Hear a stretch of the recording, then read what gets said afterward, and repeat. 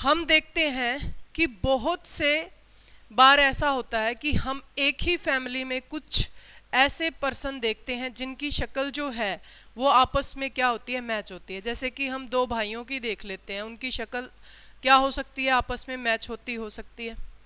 ठीक है, दो बहन भाइयों में देख सकते हैं। क्लियर इतनी बातें? तो ये सारी की सारी चीज़ें हैं। और कुछ हम एक साइड से ऐसे देखते हैं कि बच्चा पैदा हुआ है, उसकी शक्ल परिवार में किसी के साथ में भी नहीं मैच होती। ठीक है, ये क्या होती है, वेरिएशन होती है। वेरिएशन का मतलब क्या होता है कि भी किसी से भी मैच ना होना। क्लियर? तो उसको अपन वेरिएशन बोल देते हैं। तो आज हम इन्हीं चीज़ों के बारे में पढ़ेंगे कि जीन का ट्रांसफ़र कैसे होता है, करैक्टर जो है वो जनरेशन टू जनरेशन कैसे पास होते हैं। ठीक है, जीनोटाइप क्या होता है, फिनोटाइप क्या होता है, इन सब चीज़ों के बारे में आज हम डिस्कस करेंगे। तो भाई सबसे पहली बात, जीन क्या होता है। मैं कुछ बेसिक बातें आपके साथ में करूंगी, फिर उसके बाद में चैप्टर की साइड चलूंगी। जीन क्या होता है? जीन,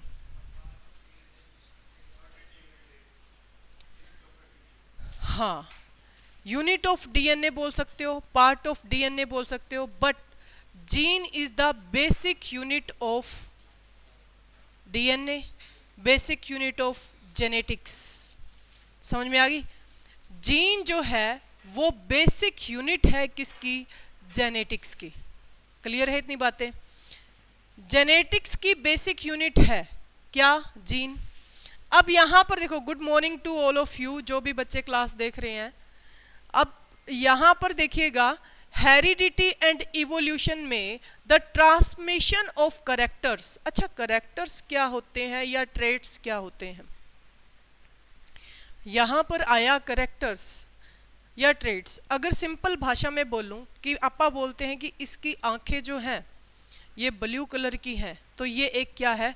करेक्टर है, ये एक ट्रेट है। समझ में आई है? इसकी आंखें जो हैं ये ब्राउन कलर की हैं और इसके दादा के साथ में मैच होती हैं, तो ये क्या हो गया? करेक्टर हो गया, ट्रेट हो गया। द ट्रांसमिशन ऑफ करेक्टर और trait from the parent to their offsprings is called heredity.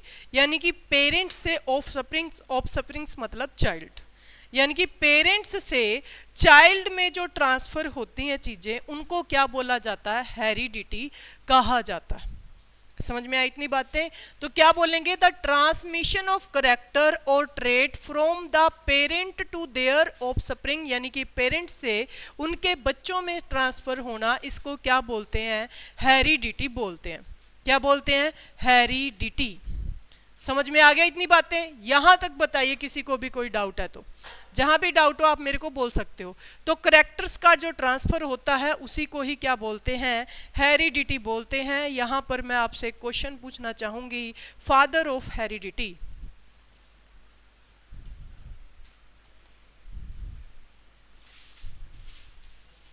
हाँ जी, father of heredity, father of heredity बताइए। John Gregor Mendel. John Gregor Mendel. ठीक है, वो बाहर इसलिए गया है, मैं आपको बता दूं, कई बार आप सोचते हैं उसका सिलेबस 2 बार हो चुका है, इस वजह से। John Gregor Mendel, father of heredity, John Gregor Mendel. Clear है? कौन है? John Gregor Mendel. तो आपसे फादर ऑफ हेरिडिटी पूछे जाएं या फादर ऑफ जेनेटिक्स पूछे जाएं, तो आपका जो आंसर आएगा, आपका आंसर जॉन ग्रेगर मेंडल ही आएगा, क्योंकि जेनेटिक्स पर जो एक्सपेरिमेंट किए थे वो किसने किए थे? जॉन ग्रेगर मेंडल ने। समझ में आई इतनी बातें? क्लियर है? चलिएगा,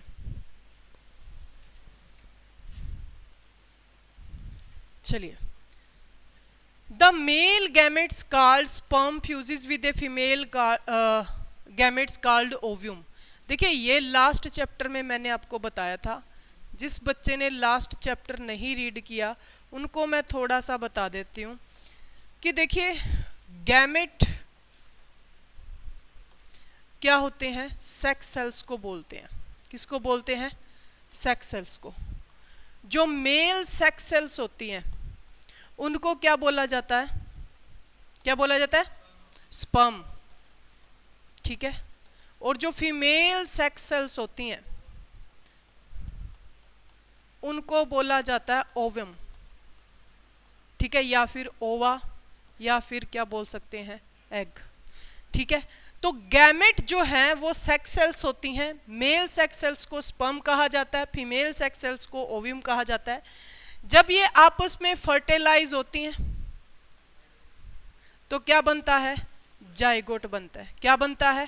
जाइगोट। तो जाइगोट की फॉर्मेशन मेल और फीमेल सेक्स के फर्टिलाइजेशन से होती है। समझ में आ गया इतनी बातें? ठीक है, क्लियर है नए स्टूडेंट? अब यहां पर देखिएगा, मैंने बोला कि the male gamete called sperms fuses with a female gamete called ovum to form zygote. यही बात मैंने बताई है। इसी से क्या बनता है? जाइगोट बनता है। Which gradually developed into a young one.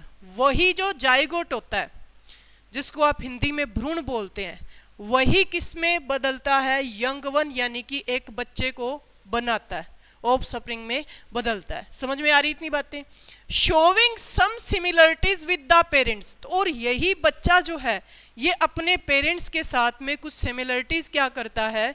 Show करता है। ठीक है। Actually the hereditary information is present in the sex cells. तो हम ये बोल सकते हैं कि जो हेरिडिटरी इंफॉर्मेशन होती है वो किसके अंदर प्रेजेंट रहती है? सेक्स सेल्स में। जैसे मैंने मेल सेक्स सेल्स में बताया स्पर्म, और फीमेल में क्या होता है? ओव्यूम।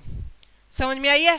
तो हेरिडिटरी इंफॉर्मेशन जो है वो कहां पे प्रेजेंट रहती है? गैमेट्स में। क्लियर इतनी बातें? या फिर सेक्स सेल्स में of the parents. Thus gametes constitute the link between one generation and the next and passes on the paternal and maternal characters or traits to the offspring. तो हम ये बोल सकते हैं कि जो सेक्स सेल्स होती हैं या गैमेट्स होते हैं ये क्या करते हैं? एक लिंक बनाते हैं एक जनरेशन से दूसरी जनरेशन में, जो पास होती हैं पैटर्नल यानी कि फादर या फिर किससे? मदर से। किसके अंदर? ऑफस्प्रिंग के अंदर। समझ में आ गया? किसी को डाउट है यहां तक तो बताइए, दोबारा रिपीट कर सकती हूं मैं। चलिए, this relation that continues to exist between successive generation is refer to as hereditary. और यही जो रिलेशन है जो कंटिन्यू रहती है कहां तक? बिटवीन सक्सेसिव जनरेशन, यानी कि जो नेक्स्ट टू नेक्स्ट जनरेशन चलती ही रहती हैं, उसको ही क्या कहा जाता है? हेरिडिटी कहा जाता है। यहां तक बताइएगा, एनी डाउट? सब हो गया सबका? ठीक है। आपने क्या नोट करना है मैं आपको बता सकती हूं कि जो मेल गैमेट होते हैं उनको sperm fuses with a female gamete called ovum to form zygote which gradually developed into young one. तो इस लाइन को आप नोट कीजिए अगर आपने नोट नहीं किया तो। ठीक है। अब यहां पर देखो, शोविंग सिमिलरिटीज विद पेरेंट्स, लिखिए, इसको लिखिएगा, इंपॉर्टेंट पॉइंट है। मैंने जस्ट इंपॉर्टेंट पॉइंट को ही इधर पीपीटी में कन्वर्ट करवाया है।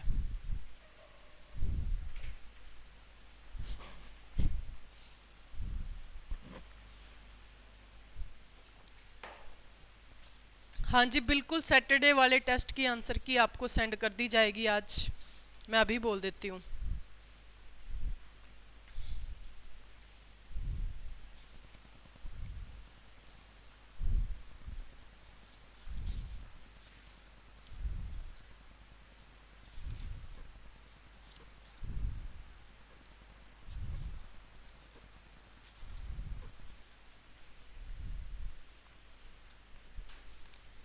जिसने सैटरडे वाला टेस्ट नहीं दिया वो अपने घर ले जाना भाई, उधर से अगर टेस्ट की प्रिंट कॉपी निकली है, अगर नहीं है तो वहां से निकलवा लेना। ठीक है। टेस्ट जरूर देना, उसी से ही पता लगेगा क्या कुछ है क्या कुछ नहीं है। हो गया इतना? नोट सबका क्लियर है? ठीक है।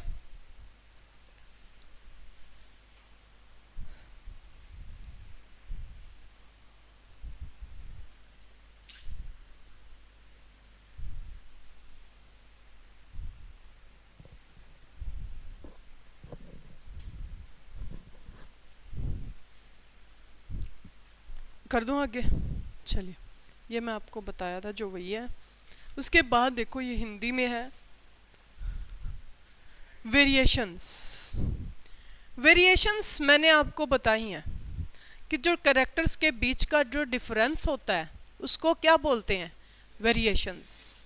ठीक है, the differences in the characters, यानी कैरेक्टर्स के बीच में जो डिफरेंस होता है उसी को ही क्या बोला जाता है? वेरिएशन बोला जाता है। Among the individuals of a species, यानी कि जो मतलब कि एक स्पीसी के अलग अलग बच्चों में, समझ में आई? Is called variation. किसी प्रजाति के व्यक्तियों के बीच गुणों में पाए जाने वाले अंतर को विविधता यानी कि वेरिएशंस बोलते हैं। समझ में आई है? कोई भी स्पीसीज है, उसके जो ऑर्गेनिज्म है उनके बीच में जो डिफरेंस होता है उसको क्या बोला जाता है? वेरिएशंस। समझ में आई इतनी बातें? The difference in the characters or trait among the individual of a species is called variations. ठीक है, चलिए नेक्स्ट पॉइंट पे बढ़ते हैं। Chromosome is a thread like structure in the nucleus. अब मैं पहले आपको बताना चाहूंगी,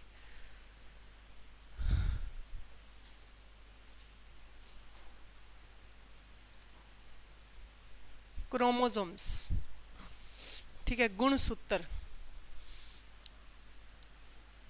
ये कोई भी सेल है, ये इसका न्यूक्लियस है। न्यूक्लियस के अंदर क्या होते हैं? क्रोमोसोम्स रहते हैं। आपसे पेपर में पूछा जा सकता है कि ह्यूमन बॉडी जो है, आप सबको पता है कि ह्यूमन बॉडी, या फिर आप बोल सकते हो कि चाहे वो प्लांट सेल्स हैं, प्लांट्स हैं, चाहे वो एनिमल्स हैं, कोई भी, उनकी जो बॉडी बनी हुई है वो किससे बनी हुई है? सेल्स से। ठीक है, किससे बनी हुई है? सेल से बनी हुई है। सेल जो है basic functional and structural unit होती है ह्यूमन लाइफ की, या आप बोल सकते हो किसी भी ऑर्गेनिज्म की। क्लियर है इतनी बात? अब इसके अंदर क्या होते हैं? क्रोमोसोम्स होते हैं। किसके अंदर? न्यूक्लियस के अंदर। न्यूक्लियस के अंदर ही डीएनए रहता है। न्यूक्लियस के अंदर ही क्या होता है? डीएनए। ठीक है, और यही क्या होते हैं? क्रोमोसोम। इनको थ्रेड लाइक स्ट्रक्चर बोला गया। क्रोमोसोम को क्या बोला गया? थ्रेड लाइक स्ट्रक्चर, क्योंकि इसका स्ट्रक्चर बहुत पतला ऐसे धागे जैसा होता है। समझ में आई है? और ये थ्रेड लाइक स्ट्रक्चर है ना, इसको एक्चुअल में क्रोमेटिन बोलते हैं। क्या बोलते हैं? क्रोमेटिन। समझ में आई है? जब ये क्रोमेटिन टूटते हैं, जब ये मतलब जब इनके अंदर क्या होता है? डिवीजन होता है। क्या होता है? डिवीजन। डिवीजन भी अलग अलग टाइप का होता है। डिवीजन जो सेल डिवीजन होता है वो अलग अलग टाइप का होता है। समझ में आई इतनी बातें? अच्छा, सेल डिवीजन के बारे में किसने बताया था? बताइए, सेल डिवीजन के बारे में किसने बताया था?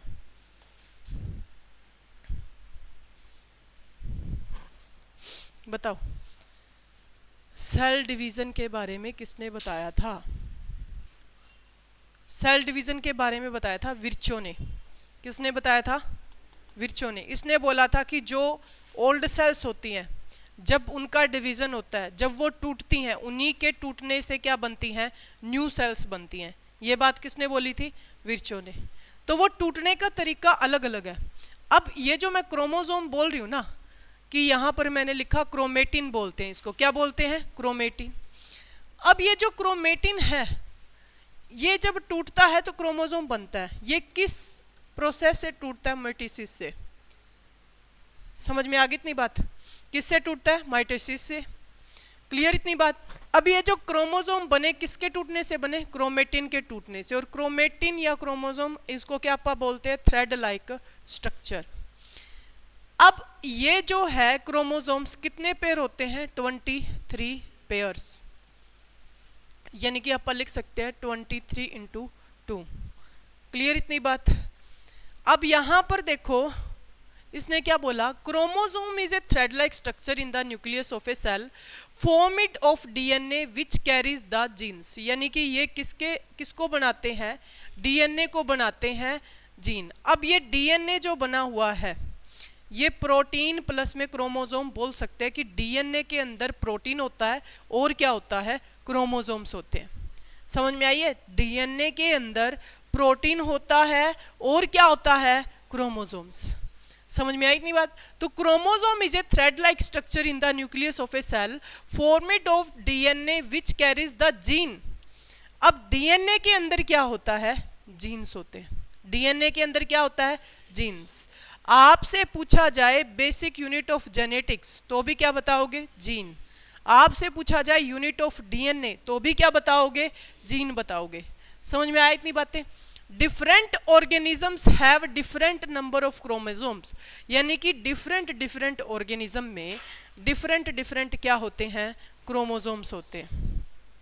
समझ में आई। डिफरेंट ऑर्गेनिज्म में डिफरेंट क्रोमोसोम्स होते हैं। ऑब्वियस सी बात है भाई, भैंस में क्रोमोसोम्स अलग होंगे, प्लांट्स में अलग होते हैं, बंदर में अलग क्रोमोसोम होंगे। इवन आप फ्रूट टाइप देखते हो, गुआवा में अलग क्रोमोसोम्स होते हैं, एप्पल में अलग क्रोमोसोम्स होते हैं। समझ में आई इतनी बातें, ठीक है। तो अलग अलग ऑर्गेनिज्म में अलग अलग क्या होंगे, क्रोमोसोम्स आपको देखने को मिलेंगे। A gene is a unit of DNA on a chromosome. यानी कि आप इस लाइन को देखिए, ये पेपर में पूछी जा सकती है। A gene is a unit of DNA. यानी कि ये जो जीन है ना, ये डीएनए की क्या है, यूनिट है। समझ में आई है। A gene is a unit of DNA on a chromosome. यानी कि ये किस पे डिपेंड करती है, क्रोमोसोम्स पे। Which governs the synthesis of one protein that control a specific characteristics of an organism. यानी कि ये गवर्न करती है किसको, एक ऐसे प्रोटीन को जो क्या बनाता है, ट्रेट को बनाता है किसके अंदर, ऑर्गेनिज्म के अंदर। यानी कि सारा का सारा जो गेम टिका हुआ है वो किस पे टिका हुआ है, जीन पे।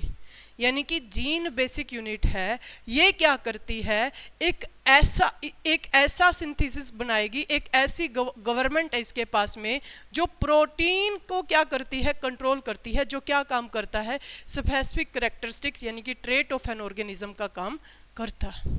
समझ में आई इतनी बातें। यहां तक किसी को डाउट है तो बताओ। यहाँ पर इसने जीन की फंक्शनिंग लिखी है कि जीन का काम क्या है, ये गवर्न करने का काम करता है, govern the synthesis of one protein. ठीक है। अब डीएनए के अंदर होते क्या, होते तो प्रोटीन ही है। समझ में आई इतनी बातें, ठीक है।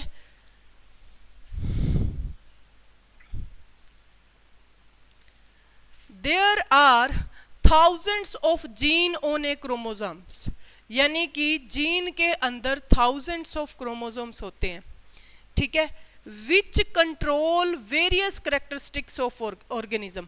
यानी कि जो कंट्रोल करते हैं वेरियस कैरेक्टरिस्टिक्स को, बहुत ज़्यादा बहुत सारे जीन होते हैं जो अलग अलग किसको करते हैं, ऑर्गेनिज्म की कैरेक्टरिस्टिक्स को कंट्रोल करते हैं। Genes are actually unit of heredity which transfer characteristics. तो यहाँ पर पहले तो इसने बोला कि जीन यूनिट ऑफ डीएनए है, फिर इसने क्या बोल दिया कि gene are actually unit of heredity which transfer characteristics from parent to their offsprings. समझ में आई। जीन कैरेक्टरिस्टिक है किसकी, हेरिडिटी की, ठीक है। यूनिट ऑफ हेरिडिटी या कैरेक्टरिस्टिक ऑफ हेरिडिटी। हो गया इतना, यहां तक बताइए किसी को कोई भी डाउट है।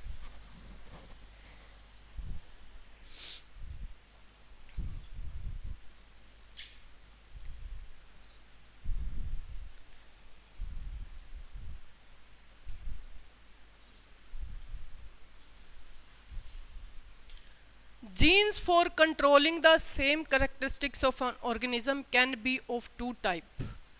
यानी कि जो किसी भी जो करेक्टरिस्टिक्स होती है ऑर्गेनिज्म की, वो कितने टाइप की होती हैं, दो टाइप की होती हैं, एक डोमिनेंट और एक रिसेसिव। ठीक है। अब सारे चैप्टर में यही चलेगा इसको अच्छे से समझ लेना, डोमिनेंट और रिसेसिव। ये बोलता है कि जीन जो कंट्रोल करता है ना कैरेक्टरिस्टिक्स को, वो दो टाइप की कैरेक्टरिस्टिक्स होती हैं, एक होती है डोमिनेंट और एक होती है रिसेसिव। ठीक है, हिंदी मीडियम वाले पूछेंगे कि ये क्या होता है, तो मैं थोड़ा सा बता देती हूँ आपको कि किसी जीन के एक ही गुण को नियंत्रित करने वाले जीन दो प्रकार के हो सकते हैं, एक प्रमुख और एक अप्रभावी। एक प्रमुख और एक अप्रभावी। समझ में आई इतनी बातें? तो दो टाइप के होते हैं, डोमिनेंट और रिसेसिव, प्रमुख और अप्रभावी। The gene which decide the appearance of an organism even in the presence of an alternative gene is known as dominant. कि the gene which decide the appearance of an organism even the presence of an alternative gene is known as the dominant। बता सकते हो क्या कोई भी जिसको पहले से आता हो? डोमिनेंट जीन क्या होते हैं? दूसरों पे डिपेंड नहीं करता। कहने का मतलब ये है कि वो अपनी कैरेक्टरिस्टिक्स को शो करेगा ही करेगा। ठीक है, दूसरों पे डिपेंड नहीं करता, उसको क्या बोलते हैं? डोमिनेंट। समझ में आई? कि जो दूसरों पे डिपेंड ना करे, वो अपनी कैरेक्टरिस्टिक्स को अपने दम पर शो कर सकता है, उसको क्या बोलेंगे? डोमिनेंट।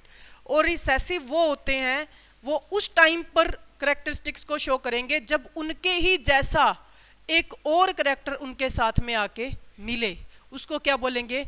रिसेसिव। ठीक है, जैसे कि मैं आपको थोड़ा सा एग्जांपल देती हूँ कि एक टॉल पर्सन है या फिर टॉल, डोमिनेंट जीन की बात कर रही हूँ मैं, टॉल है, और अगर आप ये दोनों क्या है? डिफरेंट है। एक मैंने कैपिटल लेटर लिखा है और एक क्या लिखा है मैंने? स्मॉल लेटर लिखा है। आगे मैं इसको अच्छे से एक्सप्लेन भी करूँगी।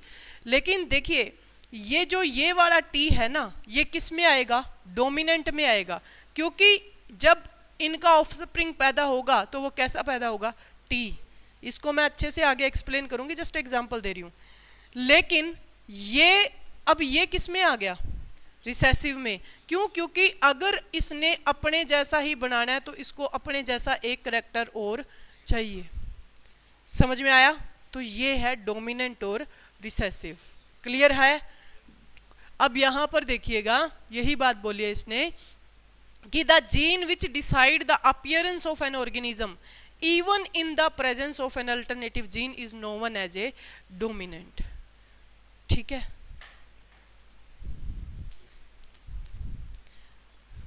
आर्यन क्रोमोसोम्स वाल्डेयर ने दिए थे मेरे ख्याल से। आर्यन बोल रहा है ma'am chromosome discovered by, I think Waldeyer, बाकी मैं चेक कर देती हूँ। वाल्डेयर था ना? क्रोमोसोम्स आर डिस्कवर्ड बाय, हाँ वाल्डेयर, वाल्थर या वाल्डेयर बोलते हैं, वाल्डेयर फ्लेमिंग या वाल्थर फ्लेमिंग। ठीक है, तो यहां पर देखिएगा उसके बाद में it dominant the recessive gene for the same characters for the same characteristic on the other chromosomes of the pair. तो ये क्या करते हैं? डोमिनेंट करते हैं किसके ऊपर? रिसेसिव पर। The gene which can decide the appearance of an organism only in the presence of another identical gene is called recessive gene. तो ये बोलता है कि एक ऐसा जीन जो डिसाइड करे अपनी अपीयरेंस ऑफ एन ऑर्गेनिज्म की only in the presence of another identical gene, अपने ही जैसे आइडेंटिकल जीन के साथ में ही शो करे। तो जैसे मैंने ये वाला बताया, तो ये क्या है? रिसेसिव का एग्जाम्पल है। तो लिखिए इसको, लिखिए डोमिनेंट क्या होते हैं। डोमिनेंट में आप यहाँ तक लिखेंगे, ये वाला यहाँ तक लिखेंगे डोमिनेंट, और यहाँ से शुरू होके और यहाँ तक क्या है? रिसेसिव।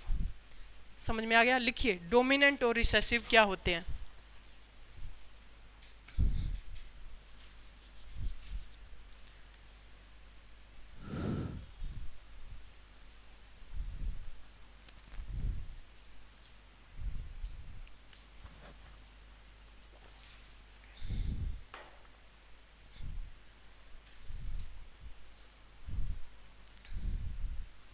आप में से कौन से स्टूडेंट ऐसे हैं जो ये बोलते हैं कि मेरा सिलेबस लगभग 70-80% कवर हो गया और मैंने टेस्ट देने हैं? दीपांशु और कि 3 दिन क्लास लग जाए और उसके बाद में यहाँ पर आए, टेस्ट की प्रैक्टिस करें, डाउट ले। कौन कौन है और ऐसा बंदा? टेस्ट ही देने हैं और 3 दिन क्लास लगानी है।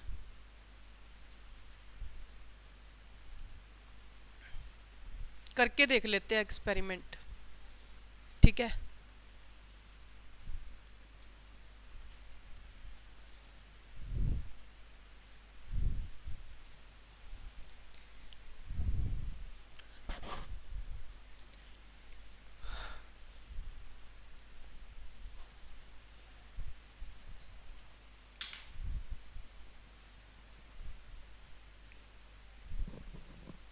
हो गया भी इतना नोट?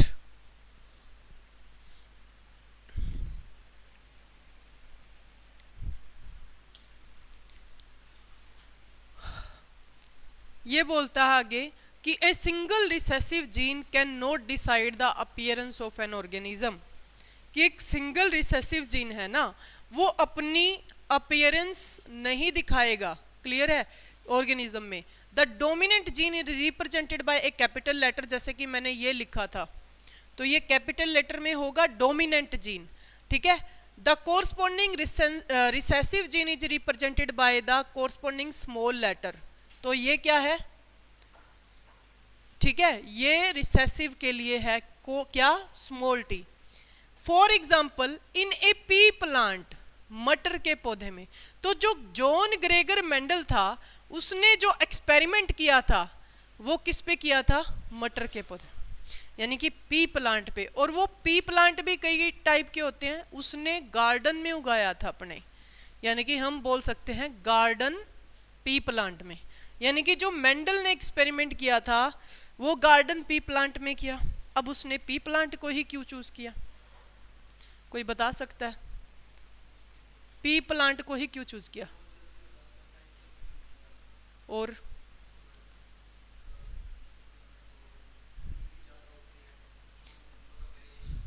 नंबर ऑफ वेरिएशंस ज़्यादा होती हैं।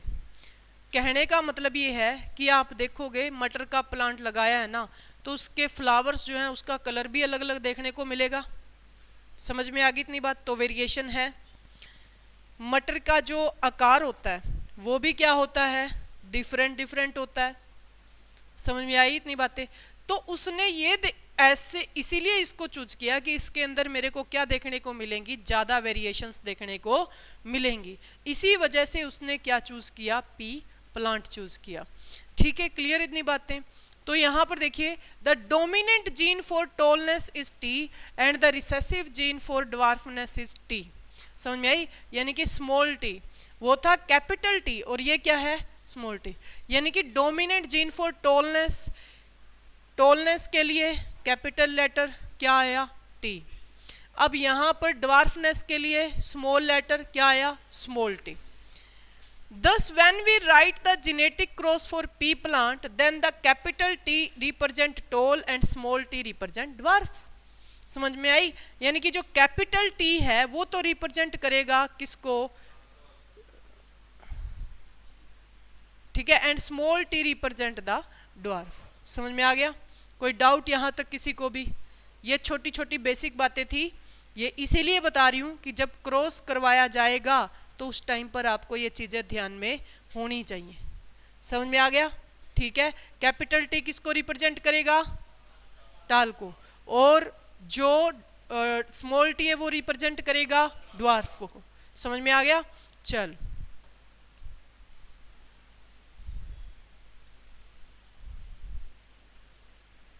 हाँ बिल्कुल आरजू कर सकते हो, ऑनलाइन से ऑफलाइन बैच, मोस्ट वेलकम। चलिएगा, उसके बाद में देखिएगा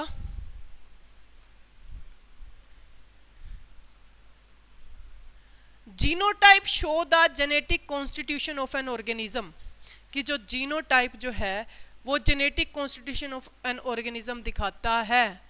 ये आपको याद होना चाहिए, वेरी इंपॉर्टेंट पॉइंट है, सिंपल है लेकिन पेपर में पूछा जाता है।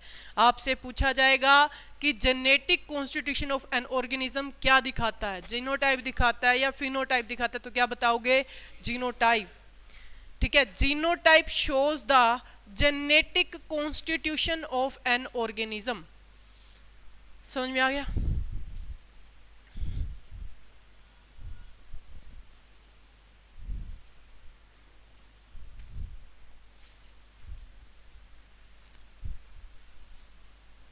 Genotype is the description of gene present in an organism, यानी कि जो जीनोटाइप है ये डिस्क्रिप्शन है जीन ऑर्गेनिज्म की, gene present in an organism, यानी कि एक डिस्क्रिप्शन कि इस ऑर्गेनिज्म के अंदर किस टाइप के जीन जो हैं वो प्रेजेंट है। क्लियर इतनी बातें?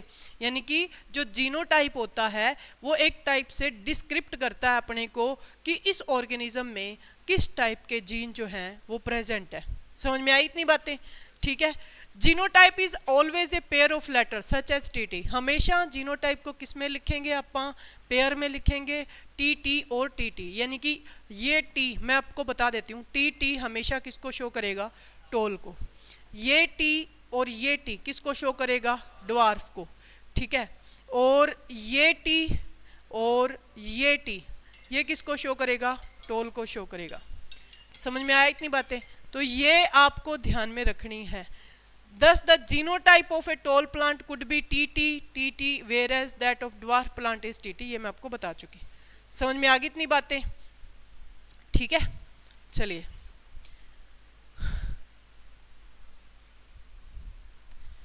The characteristics which is visible in an organism is called its phenotype। समझ में आई? जीनोटाइप किसको शो कर रहा है? जीन को। क्या जीनोटाइप दिखाई देता है? नहीं।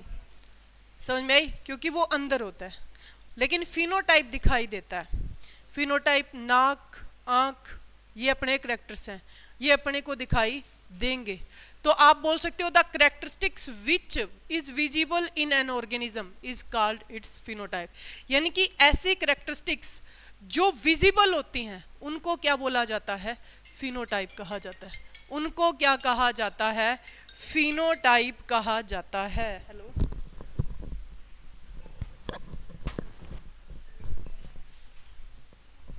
कोई काम से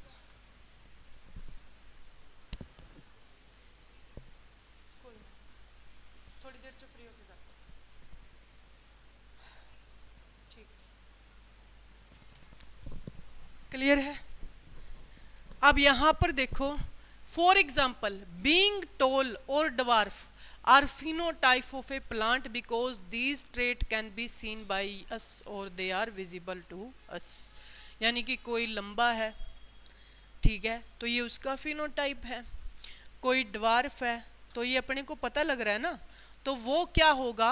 अपने को दिखाई देने वाली जो चीज़ है वो उसमें आएगी फिनोटाइप में।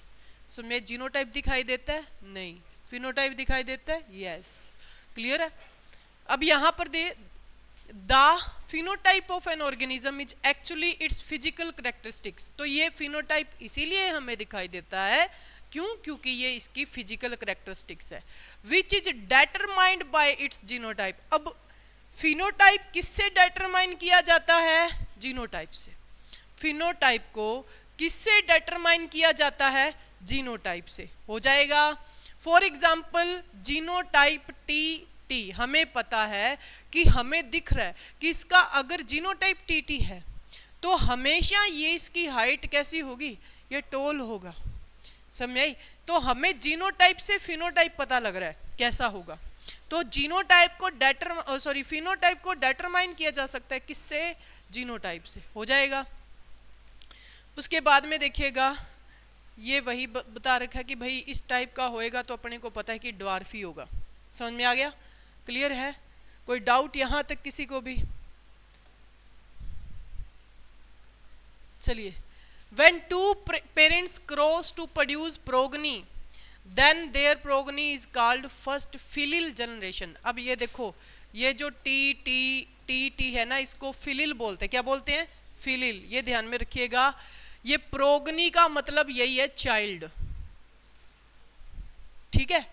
तो when two parents cross to produce progeny, यानी कि दो पेरेंट्स को अगर क्रॉस किया जाता है प्रोड्यूस किसके लिए, प्रोगनी के लिए, then their progeny is called first filial, तो उसकी जो प्रोगनी होगी उसको क्या बोलेंगे, फर्स्ट फिलिल, यानी कि फर्स्ट जनरेशन, जिसको आप बोलेंगे F1 generation.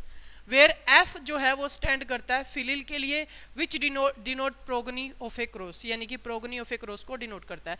When the first generation progeny cross among themself to produce second generation progeny, यानी कि फर्स्ट जनरेशन का क्रॉस करवाया जाता है तो हमें क्या मिलती है, F2।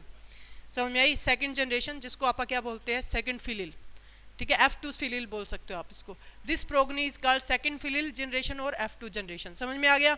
तो कल हम पढ़ेंगे F1 और F2 के बारे में अच्छे से, ठीक है, किसके बारे में, F1 और F2 के बारे में।